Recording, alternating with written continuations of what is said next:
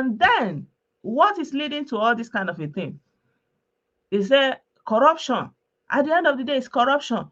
Nigerian people have become so corrupt, they are on permanent survival mode. Like anything to survive, anything to survive. And I used to think it's only applied to the Southeasterners because of the Biafra war, that we are on this survival mode, especially when you come to the East. Everybody is trying to do anything so far to get that money to get ahead to survive. But obviously, it's across the country, all over the country. Everybody is on survival mode. Anything to do to make money, and they forget the impact of that thing they are doing.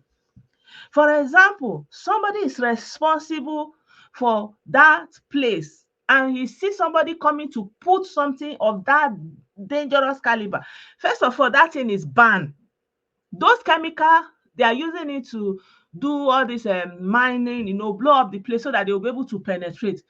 It's been banned, but because of corruption, somebody will collect money and allow them to take a contraband. That is a reason something is banned.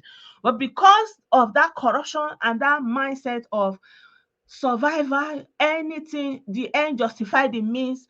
I want to get it. I don't care about anything. That person will say, no problem. So far, you setting me. What is in it for me? You collect what is in it for you. You forget. Eh?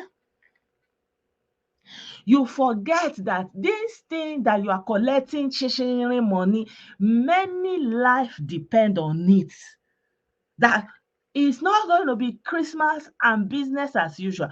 One day, something will get out of hand. They don't think like that. It is now.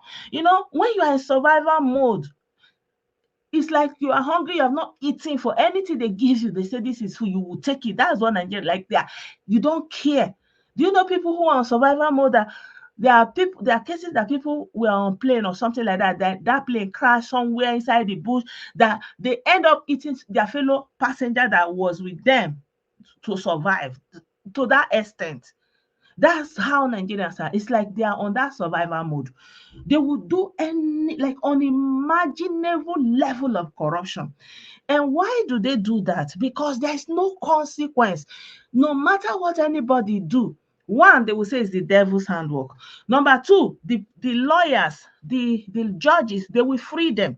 There is no consequences. You can do and undo in Nigeria and you will be freed. Even police can even try a little bit, arrest you. Once that person reach court, they will go to the bar, settle the judges, and they will release that person. There is no consequence. Because something of this magnitude, guys, I want you to look at this building, this place now.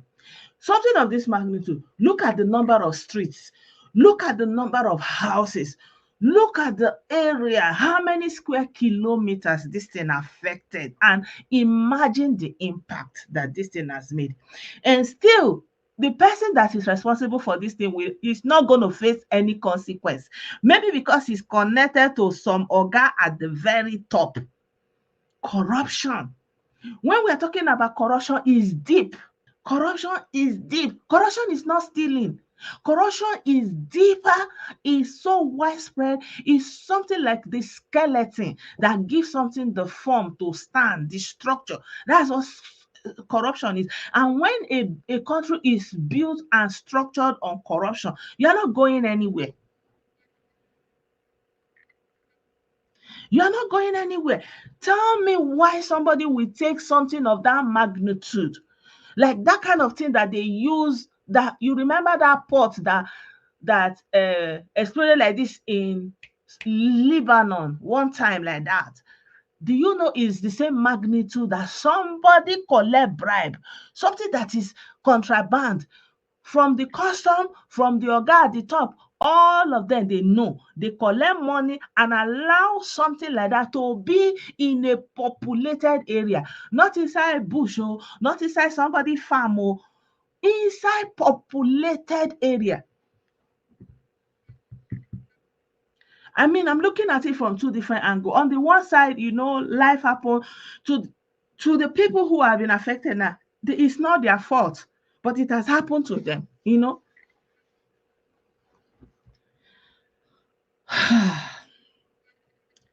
I don't know. Like I'm just looking at this. I'm just wondering. If you look at this thing, and you see that this was a big house. It even looks like a shopping mall. You can even see interior. Like it's well built. Huh? This is yesterday. Somebody's like, my father left me a house, my grandmother's property, my father's family house. Where is it now? Where is it? It's gone. You know. Nigeria needs to take corruption serious without eliminating corruption. And that corruption or eliminating corruption needs to start from the politicians themselves. Somebody that is corrupt cannot get into office and fight corruption. It could work now. It's not going to be possible because he will be fighting himself because you want him to destroy his own foundation. It's not going to work. This conference, I received a call from Mr. President. I want to specially thank him. Upon us will be brought to book. He said those people will be brought to book. Just as we were about starting this press conference, I received a call from Mr. President.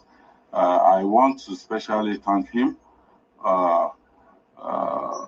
He has approved that the National Emergency Management Authority be on ground, and I can confirm they are already on ground, working with us locally here.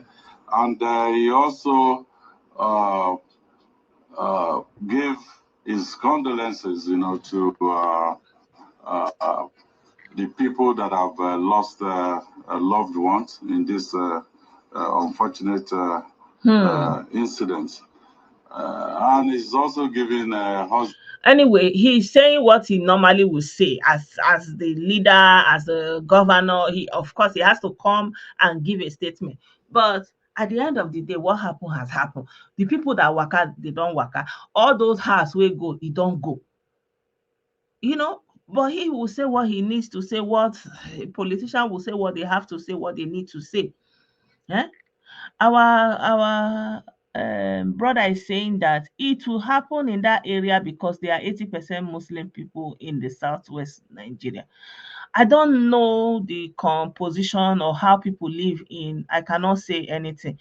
And our brother is saying it's also the fault of the people that live in that estate. If you see something, say something. Security is everybody's business. That's the main issue.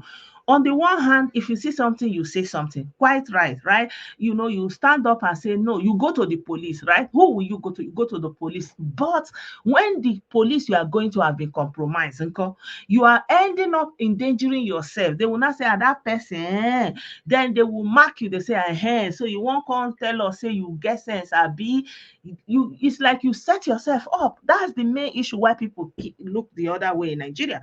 Because when they go to the police, they have informants, they have eyes, they plant their people everywhere, and the corruption is so deep, and those people, they are looking, they are listening. Say, you say, who are you? They will say, give the information. Before you know, he said that person that went to go and talk that they will fire, something will happen to him. He will wake up, he will not wake up, he will go on the road, they will not see him. One thing like that, they will look for him, they will not see him.